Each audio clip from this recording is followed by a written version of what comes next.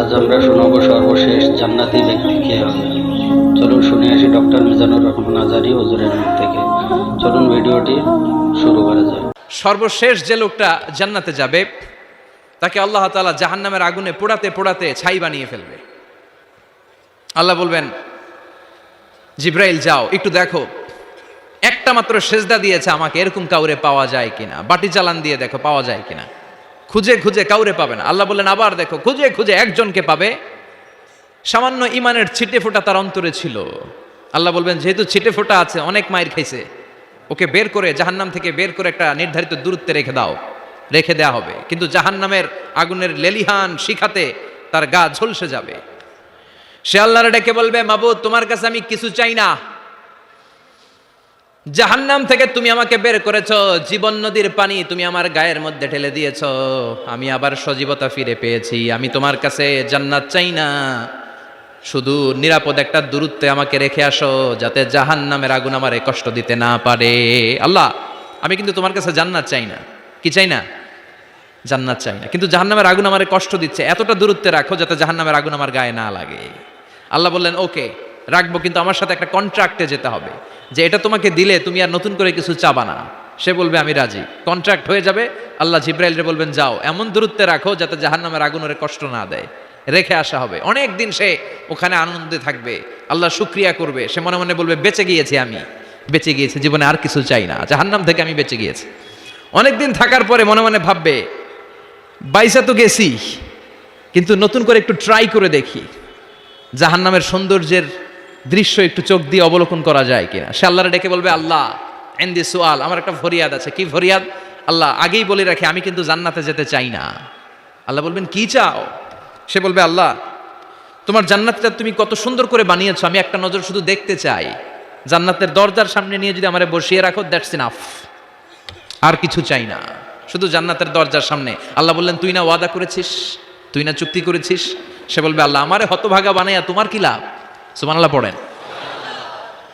আমারে তুমি হতভাগা বানিও না। আল্লাহ বলে ঠিক আছে, আবার সিগনেচার কর যে জান্নাতের দরজার সামনে বসিয়ে দিলে আর কিছু চাবি না। সে সিগনেচার করে বলে আমি চাবো না। আল্লাহ বললেন জিব্রাইল বেচারারে ধরে জান্নাতের গেটের সামনে বসায় দে। এবার জান্নাতের গেটের সামনে বসে বসে জান্নাতের সৌন্দর্য দেখা শুরু করবে। সুবহানাল্লাহ।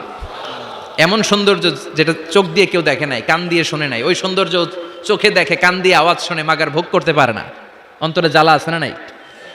এয়ার কন্ডিশনের রুমে ঢুকতে না পারলেও, এয়ার কন্ডিশনের রুমের দরজার বাইরে দাঁড়ালো, এয়ার কন্ডিশনের রুমের একটা ঠান্ডা বাতাস গায়ে লাগে না? কথা বলেন। তো ও যখন জান্নাতের দরজার সামনে দাঁড়াবে, ওর গায়েও এরকম জান্নাতের ঠান্ডা বাতাসের হিমেল ছোঁয়া গাটাকে শীতল করে দিবে। ওই শীতল হয়ে যাওয়ার পরে আর তো সহ্য হবে না, আবার আল্লাহরে ডাকবে। মনে মনে ভাববে আরেকটু ট্রাই করি না, দোষ কি, আস্তে আস্তে অনেক দূর তো আগাইছি। সুবহানাল্লাহ কইবেন না? এবার আল্লাহরে বলবে, আল্লাহ ইনদি সুয়াল, আল্লাহ তুমি যদি কোনো বিষয়ে নতুন করে ডিসিশন নাও, তোমারে জিজ্ঞেস করার মতো কি কেউ আছে? আল্লাহ বলেন না, আমি তো সব রাজার বড় রাজা, মহারাজা, আমার উপরে তো কারো কথা চলে না।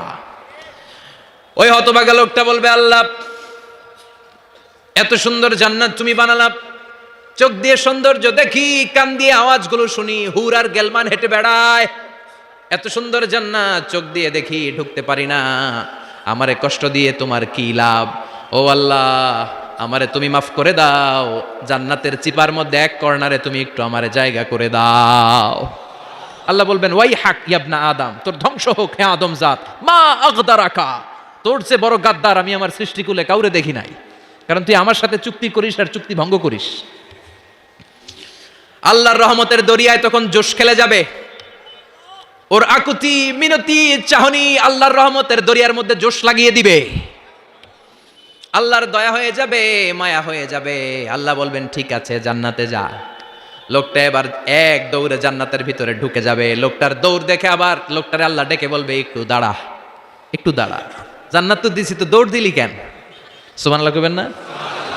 লোকটি বলবে, আল্লাহ প্ল্যান তো আমি কম করি নাই, এত চেষ্টার ফলে আমি আসতে পারছি, আবার যদি তুমি বাইর করে দাও, এই জন্য এক দৌড়ে এমন চিপার মধ্যে লুকামো যাতে তুমি আমার না দেখো।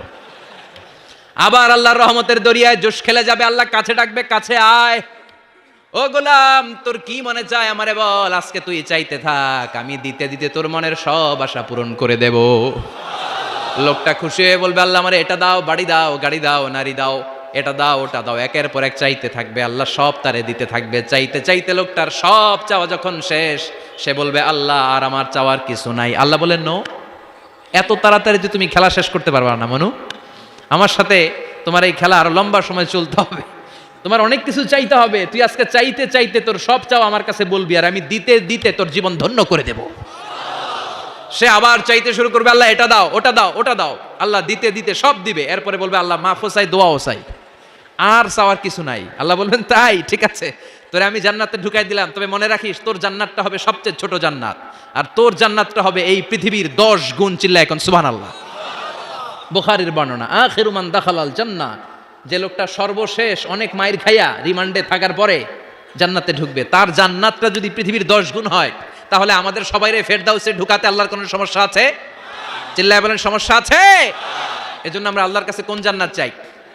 কথা বলেন। রব্বুল আলামিন বলেন, ওয়াসিকাল্লাযীনা ইত্তাকাউ রাব্বাহুম ইলাল জান্নাতি যুমারা হাত্তা ইযা জাউহা ওয়া ফুতিহাত আবওয়াবুহা ওয়া ক্বালা লাহুম খাজানাতুহা সালামুন আলাইকুম তিবতুম ফাদখুলুহা খালিদিন। সুবহানাল্লাহ। আমাদের ভিডিওগুলো ভালো লাগলে লাইক, কমেন্ট, শেয়ার করুন এবং চ্যানেলটি সাবস্ক্রাইব করুন।